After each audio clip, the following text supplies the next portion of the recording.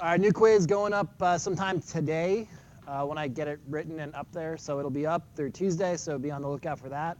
There's only like 2 quizzes left, maybe 3, however many weekends there are. I also put up for you guys on the in-class section, I put up the grade distribution so far.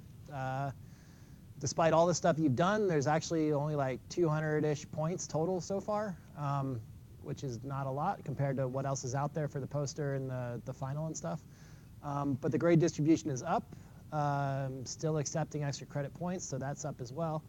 And it's going to be, I've changed it to, it's 25% A's, 35 B's, and 35 C's, 30 C's, 30 C's.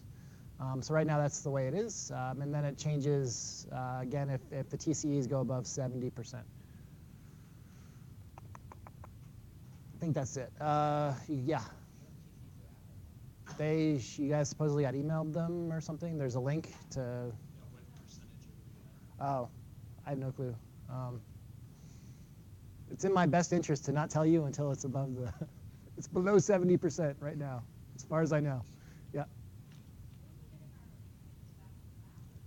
Yeah, you'll get the exams back in lab and then Monday for the non-lab people. Yeah, I was going to do it this week, but then I just missed handing Monday in lab. And then I'll have the answer sheet up this weekend. We'll see, probably this weekend.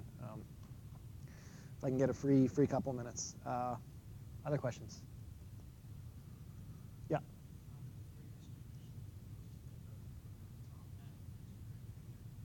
Yeah, no top hat, no extra credit there. So that is, yeah, just the quizzes, the problem sets, the tests so far. So you guys should all know, also go and check the top hat scores just to, so it's if you guys check and let me know when there's problems, I can then go in and fix them. If not, I'm just going to kind of go with what it says there, so let me know if there's an issue. Other questions? All right, today we're going to go over two-component regulation. It's the last of the regulatory lectures. The last of the, here's kind of how, an example of how bacteria regulate different pathways lectures. You've seen some of these already. I'll mention some gene names, some protein names that you've seen already. You've got, by the end of this lecture, at least 3 examples of two-component regulation, and there might be one more coming in depending on which discussion paper I choose for the last one. Yeah, so it's a pretty widespread, pervasive way to regulate, and the overall way the system works is pretty similar across protein systems, though. So the key question with this, though, is how does, so we've talked about a couple different pathways where cells directly respond to either substrates or end products of the pathways. But there's some signals, there's some things about the environment that don't necessarily have a specific substrate for any proteins to bind, that don't actually have a, some effector that can change protein modification. The cell still has a way to sense these, and the cell still has a way to change its behavior in response to these more kind of amorphous signals. And so with two-component regulation, I'm going to talk about two-component regulation, but also focus on osmoregulation and regulation of the porin molecules in response to substrates and solutes in the environment. So it's in the cell's best interest to kind of keep the intracellular environment somewhat protected from the outer cellular environment in terms of things like molecules rushing in and out, in terms of pH, in terms of solutes. You guys have all taken intro, probably chemistry or physics, one of those two. You guys have learned like hypertonic, hypotonic. If there's less water and more solutes in one area, kind of the water rushes towards the more solutes. It's in the cell's best interest to keep things somewhat isotonic with the outer environment. But bacteria don't get to choose, and so when they get put in an environment where the environment is way more solute-filled or less solute-filled than they're used to, there are ways that they can modulate their porins to actually take into account and try to balance out the amount of solutes that are out there and in the cell. So the system that we'll talk about today is just one part of how E. coli does this and how E. coli regulates solute control inside and outside the cells. So as I mentioned, it's in the cell's best interest to keep the intracellular environment somewhat buffered from what's going on in the outer environment, the outer cellular environment. just because there's a lot of reactions that are pretty finicky, and they might depend on things like the solute levels or pH or other things like that. So a cell has many pathways and many different ways to actually try to buffer against any outside stimuli that might affect the way things work. The one I'll focus on today is going to be dependent on solutes, but again, this is just one example of how a variety of different signaling systems work for different environments. And again, I just want to contrast this with, for things like solutes, solutes aren't necessarily a specific molecule. It could be a variety of different salts. It could be a variety of different molecules that are actually suspended in water or in whatever liquid the bacteria is in. That's a kind of an amorphous signal. That just means there's more solutes outside the cell than inside the cell. And I want to contrast this with the other pathways we've talked about that are regulated directly by certain aspects of the environment. So in terms of lactose utilization, lactose is a substrate, binds to the repressor, turns on lactose, the lactose pathways. Tryptophan is the opposite, but tryptophan is responding, that pathway is responding to the end product of the tryptophan pathway. There's an actual effector molecule that binds to some repressor, and then the repressor either binds to a regulatory box in terms of tryptophan, or it falls off in terms of lactose. So in these cases, there's something that binds, some substrate that binds that can then lead to regulation. But for things like osmolarity, and osmolarity, just another word for the isotonic, hypertonic, hypotonic stuff. Osmolarity is going to be the concentration of solutes inside and outside the cell and the ratio of those two things. So if the cell has to sense changes in osmolarity, it can't do this due to any specific signal because osmolarity can change from a variety of different things. And so there's got to be a way to transduce that signal from the outside environment to change pathways that can modulate and buffer against the osmolarity changes. All right, I'm going to get you guys to imagine something right now. So imagine you're a nice salmonella. You've freed yourselves of the shackles of having a nucleus. You're a salmonella in a pet store. And in this pet store, the owner changes out the water every day. The water is pristine. You're a salmonella living in a nice pristine water. Not many solutes, but there's pet turtles in there. I'm going somewhere with this, don't worry. So you get used to that environment where the water is not very solute filled, and the salmonella can adapt to that water and just be aware of the environment and not have to change too much. However, if you get a little 5-year-old that comes into the pet store, the 5-year-olds like to play with the turtles. They like to pick up the turtles. If you're a salmonella and you're unlucky enough to leave that pristine water environment, get attached to the turtle, and then land on the hand of a 5-year-old, the 5-year-old will many times, they don't wash their hands. That salmonella is going to end up in the 5-year-old's mouth, and then you end up in the 5-year-old's stomach. So the 5-year-old's stomach is going to be a much different solute concentration than the pristine water of the tank. The same salmonella cell is going to have to respond to both be able to live in the clear water of the tank, but also be able to tolerate things like the solute levels in the stomach in order to actually lead to horrible food poisoning for that 5-year-old. I'm bacterially censured here, but nonetheless. And yes, kids catch salmonella from pet turtles a lot during the year, and farm animals. Always wash your hands when you touch any animals out in nature or in pet stores.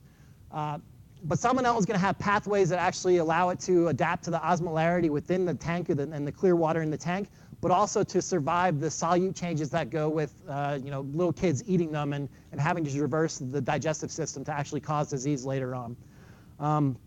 The system in E. coli is very similar. It's going to be dependent on outer membrane porins. It's going to be dependent on signals that get transduced across that environment. But the thing I'm trying to impart here is that single cells, without dividing, just physiologically, need to be able to adapt to very different concentrations out in the environment to actually survive. Because if they don't, then the cell's either going to blow up or it's going to shrink because the solutes kind of rush in and rush out.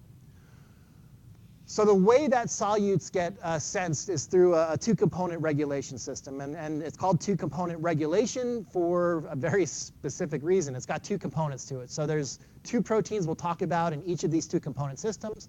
One of them, the actual sensor, is going to be a sensor kinase. This is called the sensor kinase, but really it can act as a kinase or a phosphatase. So if it's a kinase, what's it going to do? It's going to add phosphates. It's going to phosphorylate different proteins. If it's a phosphatase, it's going to take those phosphorylation markers off. So these sensor kinases can both add or take off phosphate groups depending on what conformation it's actually in.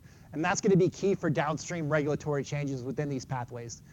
So first step, sensor kinase. Typically, these are going to have transmembrane domains, so they're going to be stuck in things like the inner membrane, firmly planted in the inner membrane, but then they can sense the inner membrane changes due to solute changes in the outer environment. The one I'll talk about today is ENVZ, and I'll talk a little bit about how that actually senses changes in osmolarity. But the key here is that with sensor kinases, phosphates are going to move around depending on the state of that sensor kinase and whether it's actually seeing a signal or not. The sensor kinases are going to do one very specific thing with the phosphate. They're going to either put a phosphate onto what's called a receptor response regulator, or they're going to take a phosphate group off that response regulator. So these sensor kinases are going to interact with the second part of the two-component system. Typically, these are response regulators. These are going to be the ones that the proteins that actually go and lead to changes in transcription, lead to actually turning on the pathways that are needed or turn off the pathways that are needed to respond to the signals that are being transduced across the different cell walls. Response regulators are going to typically be freely kind of diffused throughout the cell and the cytoplasm because they're going to be floating around, but when they get phosphorylated, then they can then go and bind to the chromosome. So they need to have that freedom to be able to go and bind to the chromosome when their conformation changes. The example I'll talk about today and the ones I've talked about already, consider that these response regulators are active when they're phosphorylated, and they can bind DNA when phosphorylated, but when not phosphorylated, so when the sensor kinase has a phosphatase activity and takes the phosphate off, these response regulators will fall off of the DNA. So they can change their DNA binding capabilities depending on whether they're phosphorylated or not. So two-component system, one component is the sensor kinase, the other component is the response regulator. Questions? These are widespread. There's a bunch of different two-component systems out there in different bacterial cells, and even within the same bacterial genome, there's multiple two-component systems that can sense different signals. The ones I'll talk about today are OMP-R. So OMP-R, OMP stands for outer membrane protein, R, and then ENVZ. ENV stands for envelope, which is basically another name for the cell wall, the outer membranes and the inner membranes.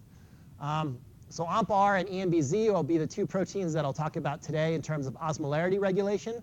And then I'll touch on things that you've seen before, NTRB and NTRC, in terms of nitrogen regulation.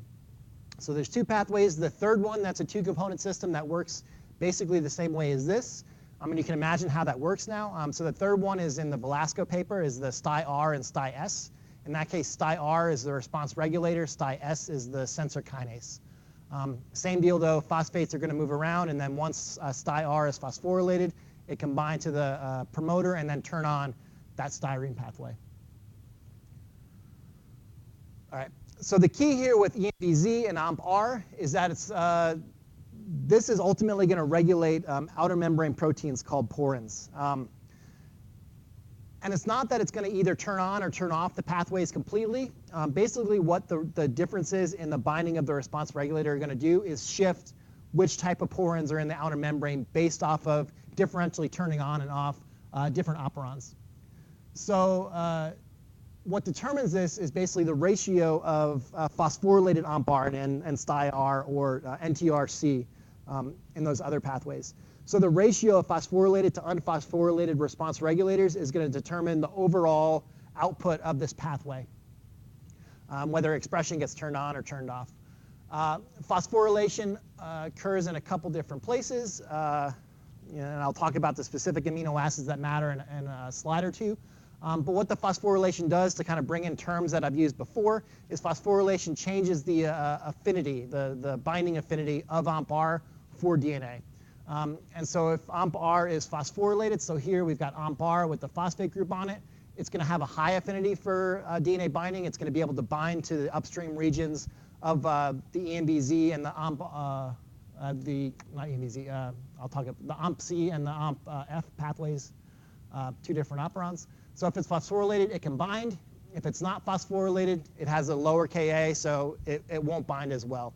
And remember, when we talk about this, binding is not a qualitative thing. Really, it's, the proteins are either, if it has a Ka, and every DNA binding protein has some Ka for DNA, as I mentioned way back when the Ka increases, it just means that the binding protein is going to stay on that DNA longer than ones that have lower Ka. And so really this is a dynamic system where the DNA binding proteins are binding and releasing, but the ones with the higher Ka just stay bound for a longer period of time compared to ones with the lower Ka. And that kind of becomes important when we talk about AMPR. All right, so I've got two different solute concentrations here for the bacteria to sense. So on the left, we've got high solutes, so there's a lot of these little these are solute molecules. You can imagine, if you've ever lived in the South, you've probably had sweet tea. So sweet tea is going to be high in solute. Water is going to be low in solutes typically. With sweet tea, so if you've ever made iced tea mix, what sweet tea is, you basically heat up the water and then get much more iced tea mix in there, and then they call that sweet tea. It's disgusting on a hot day, but nonetheless, it's a good example of what a high solute drink actually is. So high solute liquids are going to have a lot of solutes in them. This is going to be one condition for the bacteria to actually respond to. Low solute ones are going to have low solutes. And EMBZ is going to be the protein that actually senses the difference in solutes. So in one state, EMBZ is going to be able to sense low solutes. In another state, it's going to be able to sense high solutes. And the way that EMBZ actually senses these is EMBZ has a membrane domain, a transmembrane domain, so it's going to sit in the membrane itself. And basically what EMBZ is going to do is it's, for the purposes of analogy, this works. I'm not going to go too much more into the details here, but basically think of it as an accordion. So as the solute concentrations change in the outer in the outer environment, that's going to put stresses on the outer membrane and the inner membrane. And so the membranes are just phosphate-linked proteins and stuff, and lipids. And so the membranes are going to kind of shift around when it gets to different solute environments. EMBZ, imagine it as an accordion. So it's going to go in and out with those transmembrane domains. And then that kind of accordion action is going to change whether it acts as a phosphatase or a kinase. So the way that EMBZ senses changes in solubility is through fluidity of the membrane and changes in fluidity of that membrane. So low solutes, EMBZ is going to dephosphorylate. It's going to act as a phosphatase. High solutes, it's going to act as is that right? Yeah, kinase. So high solutes, kinase, low solutes, phosphatase. So in this case, EMBZ is putting its telepathic rings out, sensing the low phosphates, and then the arrow goes this way to make AMPR unphosphorylated. If it senses high phosphates, high solutes, telepathic little circles go here. It's sensing the high solutes. It's going to actually phosphorylate AMPR. And so the changes in EMBZ's action from phosphatase to kinase is going to change whether AMPR is phosphorylated, and then whether AMPR is phosphorylated changes the affinity of AMPR for the places it's going to bind to in the genome. Questions? Don't hate me because I hate sweet tea. It's the whole thing. All right, here's another view of that. So EMBZ is actually on the inner membrane, but there's still transmembrane domains there, so it's going to be planted in the inner membrane. The outer membrane is going to be where the downstream action that I talk about in a second happens. So the outer membrane is going to be where the actual porins are, OMP-F and OMP-C that I'll talk about. This is a gram-negative cell. It's got two membranes. It's got a little bit of peptidoglycan there in the periplasmic space. Here's EMBZ. It's got transmembrane domains. There's a sensory domain, and then there's going to be a transmitter domain. So the transmitter domain is going to be the one where the phosphate group starts off, and then if EMBZ acts as a kinase, it's going to take the phosphate group from this transmitter domain and plant it on AMPR. The phosphate group on EMBZ is going to be bound to a histidine, and so this is a histidine kinase. We refer to them as histidine kinases. There's other types of kinases. This one's a histidine kinase. But in this case, the phosphate group is on a histidine until EMBZ gets the right signal, and then it can act as a kinase. The three activities of EMBZ I've kind of laid out already, but just to put them in word form. So if EMBZ starts off as a protein, it needs to be able to phosphorylate itself, and so it phosphorylates itself on that histidine group. And then it needs to be able to either take the phosphate group and put it onto other things as a kinase, or take the phosphate group off of other things as a phosphatase. And so three activities, autophosphorylation, kinase activity, and then phosphatase activity. And again, the ratios of how well it does both of these is going to change based off of what it's sensing in the solute environment. AMPR is going to be the response regulator. It's going to be what actually gets phosphorylated by EMBZ. AMPR is going to be phosphorylated on an aspartate. There's a D right there. And then that's going to be where the phosphate group goes. EMBZ can also take the phosphate group off of there. So when EMBZ is acting as a phosphatase, it'll take the phosphate group off of here. When it's acting as the kinase, it'll put the phosphate group onto that aspartate. This is in the receiver domain. There's another domain on OMP-R. That's a regulator domain. You guys have seen this motif before. There's a helix-turn-helix motif that actually allows that OMP-R to bind to the DNA boxes that it binds to. So OMP-R is going to, again, the EMBZ is going to autophosphorylate, and then it can take that phosphate group and add it to OMP-R when it needs to.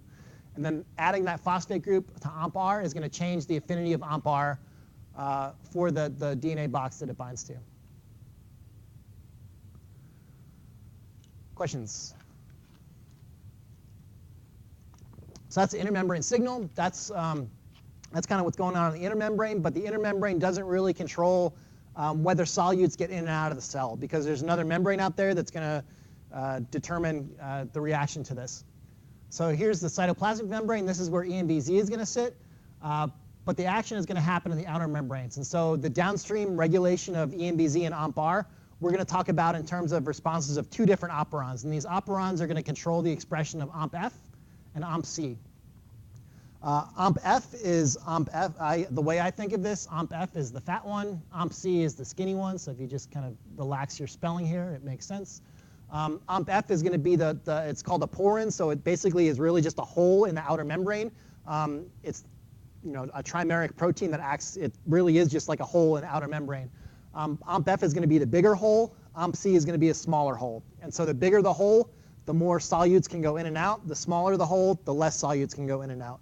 So the way that E. coli and Salmonella and those kind of bacteria actually regulate osmolarity and regulate changes to osmolarity is by changing the size of the holes that allow solutes in and out of that outer membrane. And so it's going to be the ratio of OMP-F to OMP-C that changes when the osmolarity changes. So if the osmolarity is very low, it means there's not a lot of solutes in the environment. This outer membrane is going to be way skewed towards OMP-F because you can have big holes and there's not a lot of rushing in and out of water because basically it's going to be isotonic with inside the cell. If E. coli finds itself in a high solute environment, if somebody spits it into sweet tea, these OMP-Fs are going to let a lot of that sweet tea sugar into the periplasm, not great for solubility and osmoregulation. So the ratio, when E. coli goes to a high solute environment, it's going to change the ratio and get rid of these big pores and skew it much more towards these smaller pores to prevent a lot of those solutes from coming in. So it's the ratio of OMP-F to OMP-C that's going to change in response to the solute changes in the environment. There always has to be holes in the outer membrane. So, questions? Picture OMP-C, OMP-F. Well, basically it's a picture of OMP-F, but it's also a picture of OMP-C. If they look basically the same, they act basically the same. OMP-F is active as a trimer. Imagine this flurriness out here. This is the outer membrane. It's really just going to be holes in the outer membrane, like a tunnel right through. Yeah, OMP-C is similar, just a smaller pore size. So again, it's changing the size of the holes in the outer membrane depending on the solute environment. All right, question. Oh, I got one more. Then a question for today. So to lead into, and after the question I'll go into this more, but just to lead into it, OMP-F and OMP-C are regulated by two independent operons. These operons are going to be responsive to OMP-R, but the affinities for OMP-R are going to be different in each operon. So one operon is going to control OMP-F, one operon is going to control OMP-C, and these are like one gene operons here, right? This is the -35 and -10 sites, so that's the promoter. The difference here, OMP-R is going to bind upstream of the promoter in both cases. Here it's going to bind upstream of the promoter for OMP-F. Here it's going to bind upstream of the promoter for OMP-C. But as we talked about before, OMP-R is not going to bind the same across all of these boxes. It's going to have a little bit of a difference between the boxes, and so I'm going to mention high affinity sites. High affinity sites means that OMP-R is going to have high affinity for these sites when it's phosphorylated. Low affinity sites means that OMP-R is going to have kind of higher affinity than random sites for these sites, but lower affinity sites are going to have lower binding abilities of OMP-R than the high affinity sites. And so OMP-R is going to bind to these high affinity sites first, and then bind to the low affinity sites. And likewise, if you flip that around, OMP-R is going to fall off the low affinity sites first and fall off the high affinity sites second. And that ratio becomes key for kind of turning on and off these pathways. So OMP-F has 2 high affinity sites and a low affinity site. OMP-C just has 3 low affinity sites. And so these aren't the same regulatory regions, but they're responding to the same protein for regulation. Question of the day. Again, you guys, I made that statement before. So we talked about another 2-component system before, NTRB, NTRC. So NTRB will act as a kinase under what levels of nitrogen?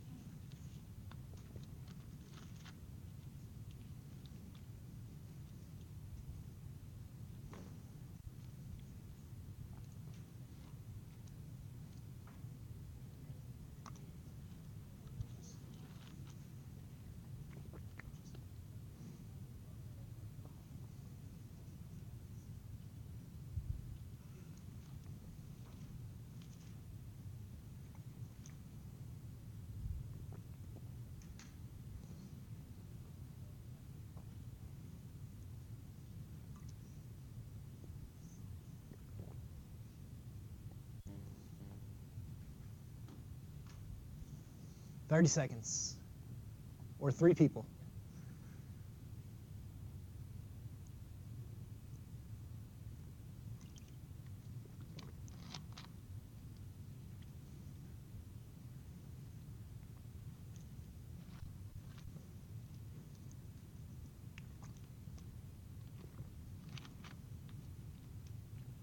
All right. NTRB and NTRC are going to respond to nitrogen levels. They're going to respond by affecting sigma 54, that RPON sigma factor, and allowing it to actually turn on regulation of different pathways. Sigma 54, I'll go from the back here. So sigma 54 starts expressing the pathways that are dependent on it under low nitrogen conditions.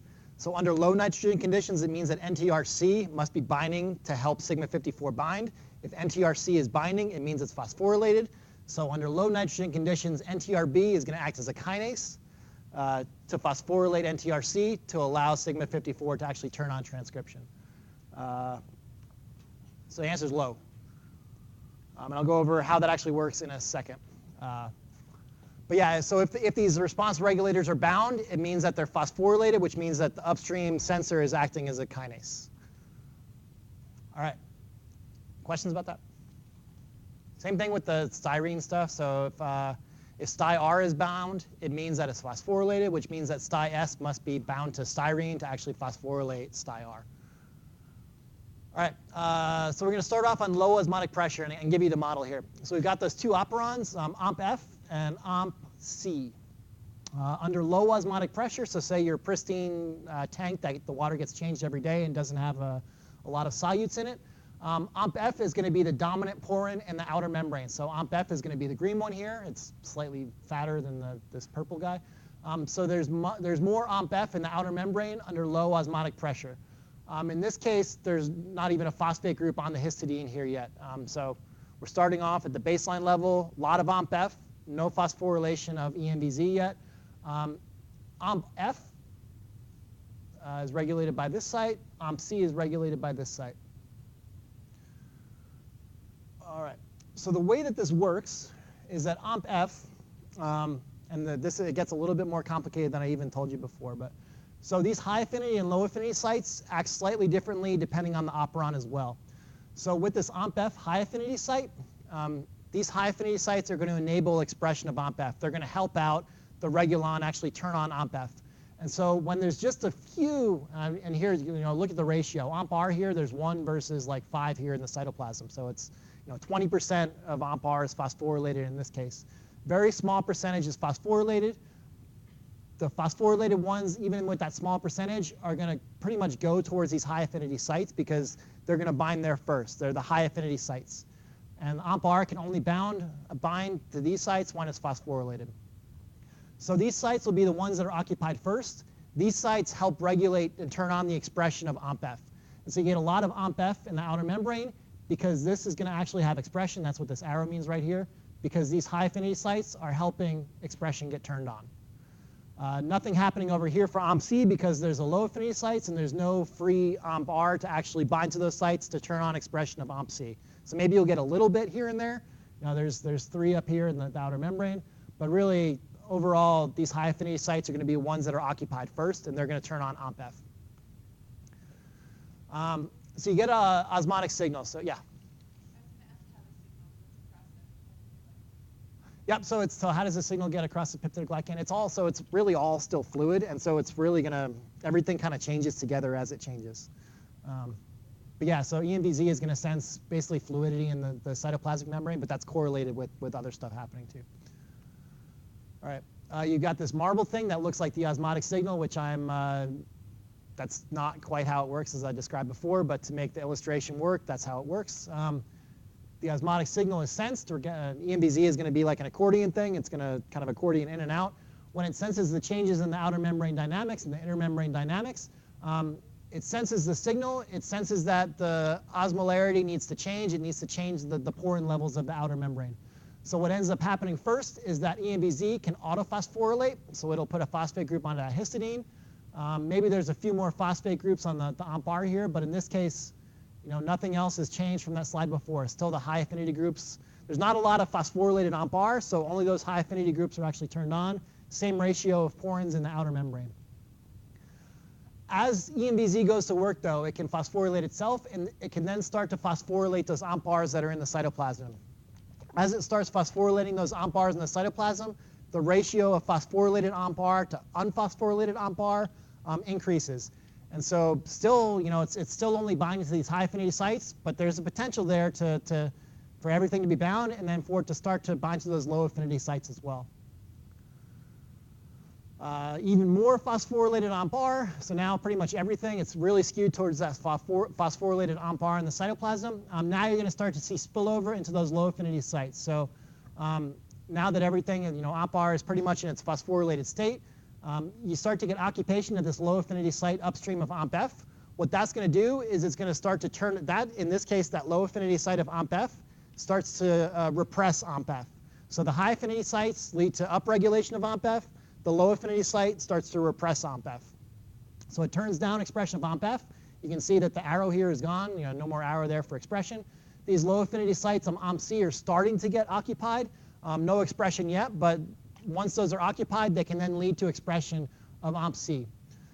You get more and more and more binding, so now all the low affinity sites are occupied. AMP-F is turned off because that low affinity site is occupied as a repressor. AMP-C is turned on, though, because these low affinity sites can then act to increase regulation, help the polymerase actually start to regulate and transcribe AMP-C. So now, see the ratio, the proteins aren't made yet, but now the ratio can start to change because the AMP-C regulon is turned on, the AMP-F one is turned off, and so AMP-C is going to be made at a much higher level. And just through protein turnover, AMP-C is going to start to dominate this outer membrane. And so then eventually you get mostly AMP-C in that outer membrane. It was a high solute signal. The cell is benefited by closing the amount of solutes that can come in. So high solutes means that it's going to make smaller pores, which is the skew towards AMP-C here. And AMP-C is the skinny pore. Questions about that?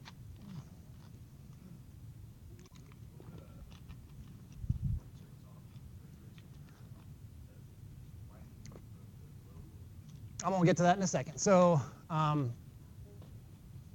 will get to that one slide, I think. It basically goes in the reverse. So this is just the overall, that's the summary slide of everything I just gave you for the regulation under high osmotic pressure, under high solutes. Say it changes though. So the osmotic signal goes. The salmonella has moved from the kid's gut to where things move from kids' guts too, all over the place sometimes. I can say that as having a 3-year-old. It's yeah. Yep. Anyway, so once the osmotic signal goes, it's going to basically work in reverse. And so those low affinity sites and high affinity sites still matter, but they're going to matter in reverse. So once the osmotic signal goes, ENVZ starts to act as a phosphatase. It's going to start to dephosphorylate OMP-R. So in this case, there's all the cytoplasmic OMP-R is phosphorylated, but there's no signal to trigger ENVZ. So it's going to change to a phosphatase. It's going to start taking those phosphate groups off. And then as it takes the phosphate groups off, it changes the phosphorylation ratio of OMP-R from a high phosphorylation ratio to a low level of phosphorylation. So it's changing that ratio of OMP-R. And when OMP-R is dephosphorylated, it binds much more poorly to the OMP-R boxes. And when OMP-R is dephosphorylated, when there's slowly as the system turns over, as the OMP-R becomes more dephosphorylated and the ratio changes to become more dephosphorylated, then you're going to start to see that these phosphorylated OMP-Rs are going to start to fall off the low affinity sites first. And so that high affinity, low affinity partitioning matters here in reverse, because as the ratio changes to more dephosphorylated OMP-R, there's just going to be less phosphorylated OMP-R to bind, and when it's going to fall off these low affinity sites first. So as it starts, the signal is gone, it's going to start to fall off these low affinity sites. OMP-C is going to slowly get turned down. OMP-F is going to slowly get turned on because the repression is going to be broken. And so you start getting unphosphorylated groups. They start falling off the OMP-C sites. Now you've got no expression of OMP-C because those low affinity sites aren't occupied, but you start to see expression of OMP-F again because this low affinity site isn't occupied as well. With a small ratio of phosphorylated to unphosphorylated OMP-R, though, you're going to get whatever's phosphorylated is still going to bind to these high affinity sites, enabling regulation and upregulation of OMP-F. And so basically that ratio of phosphorylated to unphosphorylated and differential binding upstream of the operons changes which of those operons gets turned on at high levels based on partitioning of the affinity sites. Make sense? All right, and then you get OMP-F being dominating again, so that the cell can make the big pores again because there's no high solute signal outside. Questions? All right, NTRB, NTRC. So as always, like the signals are not the, you would think that it would be clear and it would be easy to kind of digest how these pathways work sometimes, but it's not really that clear in terms of it's not like for low nitrogen and high nitrogen concentrations, it's not like the cell's binding nitrogen, which would make sense. It's actually, there's other pathways that factor into it. So we talked about NTRB and NTRC before in terms of sigma 54 or RPON regulation. RPON is going to start expression when there's low nitrogen. It's going to not be able to be expressed, be able to act as a sigma factor under high nitrogen conditions. This is all mediated in some pathways by a two-component system. NTRB is going to be the sensor kinase. NTRC is going to be the response regulator. NTRC phosphorylated binds to the site. NTRC unphosphorylated doesn't bind to the site. And so if you remember, NTRC binds upstream of where sigma 54 binds because sigma 54 has a weird 12 and 24 box thing. And it needs some other activator to actually come in and help it start transcription. So NTRC can act as that response regulator and activator of RPON-dependent expression by helping open up that transcriptional bubble for sigma 54. It only does this when it's phosphorylated, though. Unphosphorylated, it's not going to bind. It's not going to turn on the sigma 54 pathways. All right. So you might have seen the slide before. You might not have. So here's NTRC. Here's NTRB acting as the kinase. It's going to take this NTRC, phosphorylate it, and then NTRC phosphorylated can bind to upstream of the sigma 54 dependent promoter. This folds over.